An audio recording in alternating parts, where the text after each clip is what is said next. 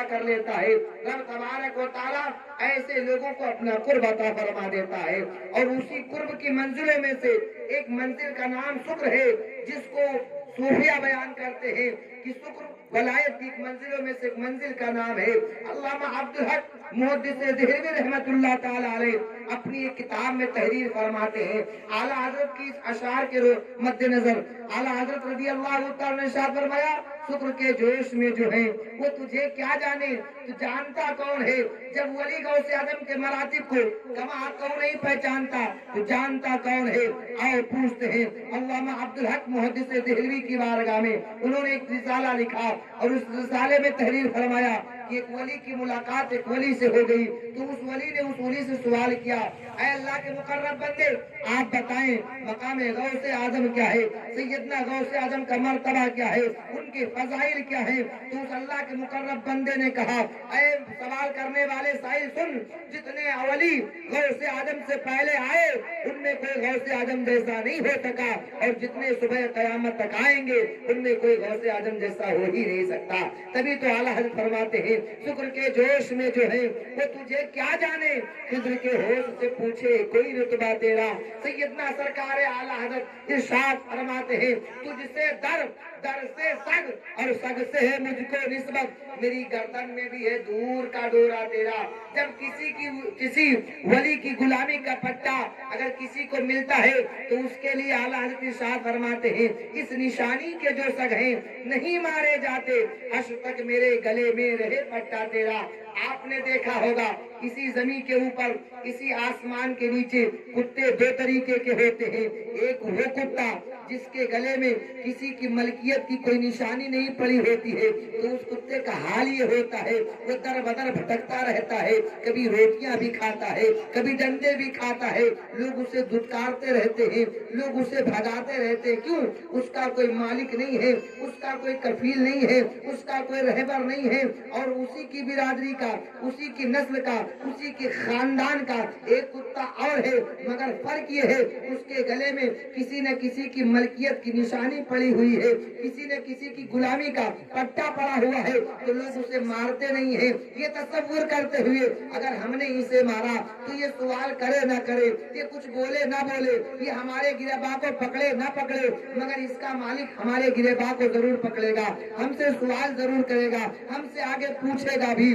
بلا شبہ میدان محشر میں بھی انسان دو طریقے کے ہوں گے، ایک وہ انسان جس کے گلے میں کسی ولی کی غلامی کا کوئی پٹا نہیں پڑا ہوگا، تو اس کا حال یہ ہوگا، فرشتے ادھر سے ماریں گے ادھر جائے گا، ادھر سے مار کھائے گا ادھر آئے گا، فرشتے مارتے رہیں گے وہ بھاگتا رہے گا۔ اسی میدان محشر میں ایک انسان وہ ہوگا جس کے گلے میں قادریت کا پٹا، رضویت کا پٹا، برکاتیت کا پٹا، حشمتیت کا پٹا، چشتیت کا پٹا، اپنی ولایت کا پٹا، رضویت کا پٹا۔ فرشتے کہیں گے مولا یہ تو پٹے والا ہے، ارشاد رب ہوگا، اے فرشتے جس ولی کی غلامی کا پٹا اس نے جیتے جی دنیا میں ڈالا تھا، اسی ولی کے صدقے میں اس کی بخشش فرما دے۔ تبھی تو اعلیٰ حضرت فرماتے ہیں، بریلی کی سرزمین سے اس نشانی کے جو سگ ہیں نہیں مارے جاتے، حشر تک میرے گلے میں رہے پٹا تیرا۔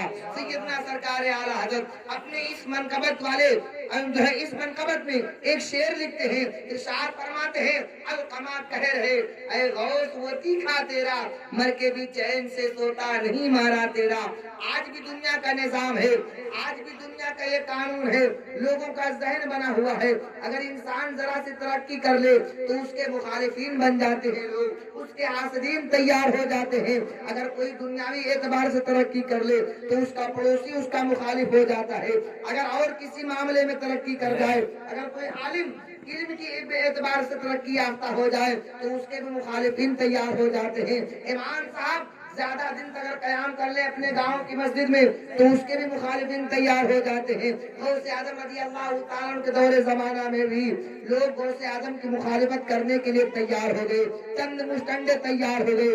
اس کے بعد میں کہا روز بروز سیدنا غوث اعظم کی کرامتیں ترقی یافتہ ہیں، سیدنا غوث اعظم کے چرچے ہو رہے ہیں، ان کی کرامتوں کے چرچے ہوتے ہیں، کئی ان کی فضائل کے چرچے ہو رہے ہیں۔ کچھ ایسا کرو کہ سیدنا غوث اعظم کی عزت کو تار تار کیا جائے, ان کی کرامتوں کو جو ہے بدنام کیا جائے, مگر انہیں معلوم نہیں تھا جسے خدا رکھے اسے کون چکھے. چند مشٹنڈے تیار ہو گئے.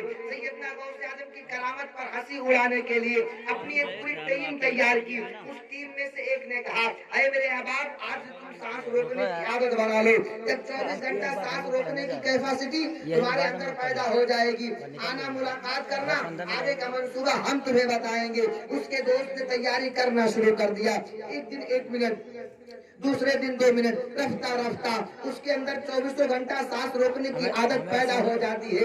جاتا ہے اپنے احباب سے ملاقات کرتا ہے, کہتا ہے مبارک ہو, ہمارے اندر اتنی طاقت ہے کہ میں 24 گھنٹہ اپنی سانس کو روک سکتا ہوں. اس کے دوستوں نے کہا بس کام ہمارا بن گیا, آج جانا اور سو جانا, صبح کی سفیدی نمودار ہوگی, تمہارے جنازے کا اعلان کیا جائے گا, تمہیں غسل دینے کے بعد کفن میں لپیٹا بھی جائے گا, جنازہ لے کر کے بارگاہ غوث اعظم میں پہنچیں گے. سیدنا غوث اعظم رضی اللہ تعالیٰ عنہ سے کہا جائے گا کہ آپ نماز جنازہ پڑھا دیں. جب وہ نماز جنازہ پڑھانے کے لیے مصلی امامت پر آئیں گے, جو ہی پہلی تکبیر کہیں گے, فوری طور پر ہم پیچھے سے اشارہ کریں گے, تم اٹھ کر کے کھڑے ہو جانا. اسی بات پر ان کی کرامت کی ہنسی اڑ جائے گی کہ سیدنا غوث اعظم تو زندوں کی نماز جنازہ پڑھانے لگ گئے ہیں. سیدنا غوث اعظم رضی اللہ تعالیٰ عنہ کے کرامتوں کی ہنسی اڑانے والے لوگوں نے اپنے اس منصوبے کو عملی جامہ پہناتے ہوئے جب وہ انسان جاتا ہے, صبح کی سفیدی نمودار ہوتی ہے, اعلان ہوتا ہے فلاں کے بیٹے کا انتقال ہو گیا ہے, فلاں کے دوست کا انتقال ہو گیا ہے, قبر کھود دی جاتی ہے, لکڑیاں منگا لی جاتی ہے, غسل دینے کے بعد کفن میں لپیٹا بھی جاتا ہے. جنازہ 4 لوگ لے کر کے غوث اعظم کی بارگاہ میں پہنچتے ہیں. حضور یہ آپ کا بڑا عاشق تھا, بڑی الفت رکھتا تھا آپ سے, بڑی قربت رکھتا تھا آپ سے, اس کے دل میں آپ کی بڑی محبت بسی ہوئی تھی. حضور اس کی دل کی آخری تمنا یہ ہے کہ آپ اس کی نماز جنازہ پڑھا دیں. سیدنا غوث اعظم تھوڑا سا سکوت اختیار کرتے ہیں, اس لیے کہ شاید اب یہ سمجھ جائیں, مگر انہیں معلوم نہیں تھا کہ سیدنا غوث اعظم جیسے ظاہر دیکھتے ہیں ویسے باطن دیکھتے ہیں. آپ فرماتے ہیں کائنات کو میں ایسے دیکھتا ہوں جیسے لوگ اپنے ہاتھ کی ہتھیلی پر رکھ کر کے رئی کے دانے کو دیکھا کرتے ہیں. سیدنا غوث اعظم رضی اللہ تعالیٰ کے پاس وہ لوگ پہنچے, پہنچنے کے بعد کہتے ہیں حضور نماز جنازہ پڑھا دیجیے. آپ جو ہے سکوت اختیار کرتے ہیں, خاموش رہتے ہیں. تھوڑی دیر کے بعد پھر فرماتے ہیں جنازہ پڑھا دوں. حضور کفن میں اسی لیے لپیٹا گیا ہے, غسل اسی لیے دیا گیا ہے, جنازہ تیار ہے, مصلی امامت پر آئیے. پھر بھی نہیں پڑھاتے ہیں. تھوڑی دیر کے بعد پھر فرماتے ہیں سیدنا غوث اعظم رضی اللہ تعالیٰ نماز جنازہ پڑھا دوں. حضور جنازہ اسی لیے لایا گیا ہے. 3 مرتبہ کہنے کے بعد آخر میں سیدنا غوث اعظم فرماتے ہیں جنازہ پڑھا دوں. حضور کفن میں اسی لیے لپیٹا گیا ہے. سیدنا غوث اعظم رضی اللہ تعالیٰ مصلی امامت پر جاتے ہیں, اللہ اکبر کہتے ہوئے نیت باندھتے ہیں. پہلی تکبیر ہوتی ہے, دوسری تکبیر ہوتی ہے, جب مکمل ہو جاتی ہے تکبیر, دوسری تکبیر کے فوراً بعد اس کے دوست نے اشارہ کیا, اے میرے احباب اٹھ جا, اے میرے دوست اٹھ جا. اب تک کے غوث اعظم کی تکبیریں مکمل ہو جاتی ہیں مگر وہ اٹھتا نہیں ہے. لوگوں نے کہا اے میرے دوست اٹھتا کی نہیں ہے, مگر انہیں معلوم نہیں تھا اگر دنیا کے کسی اور انسان نے مارا ہوتا وہ اٹھ جاتا. جسے غوث اعظم مارتے اسے دوبارہ زندگی نہیں ملتی ہے. تبھی تو بریلی کے امام کہتے ہیں القما قہر ہے, اے غوث میں تیکھا تیرا, مر کے بھی چین سے سوتا نہیں مارا تیرا.